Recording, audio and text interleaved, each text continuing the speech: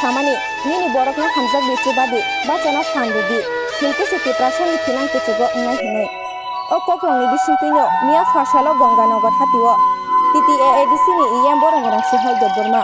ti IM borong-borong Rajesh Tripura borokni hamjakmani bisingtei hatio mani phalnai rokno o satungo tui kachang baklakha